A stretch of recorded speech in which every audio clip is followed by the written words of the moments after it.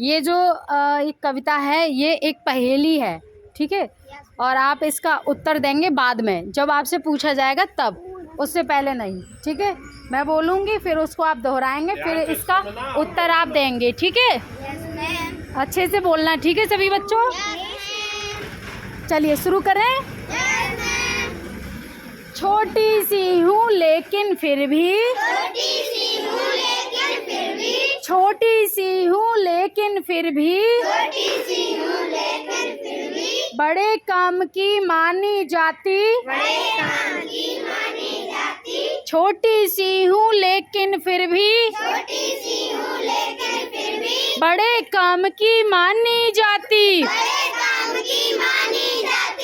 सदा समय की पाबंदी में, सदा समय की पाबंदी में, रहना सबको हूँ सिखलाती, सदा समय की पाबंदी में, रहना सबको हूँ सिखलाती, कभी जेब में पड़ी ठुमकती, कभी जेब में पड़ी ठुमकती, कभी कलाई पर बंध जाती, कभी जेब में पड़ी ठुमकती, कभी कलाई पर बंध जाती, कभी मेज पर बैठ ठाठ से, कभी मेज पर बैठ ठाठ से, टिक टिक राग सुनाती, कभी मेज पर बैठ ठाठ से,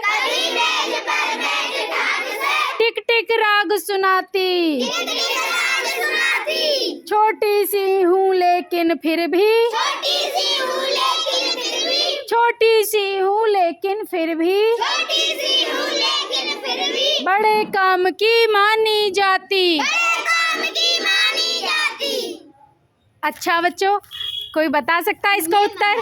क्या बताओ, कैसे समझे?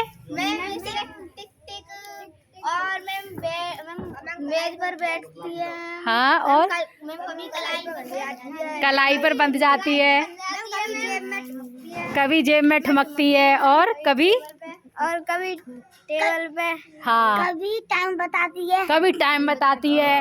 Very good. तो ये क्या है बच्चों, किसके बारे में बता रहे थे? घड़ी। छोटी सी हूँ लेकिन फिर भी, बड़े काम की मानी जाती। तो पता चल गया ना सबको क्या है वो? क्या है सभी बच्चों? घड़ी। वेरी गुड, क्लैप करो।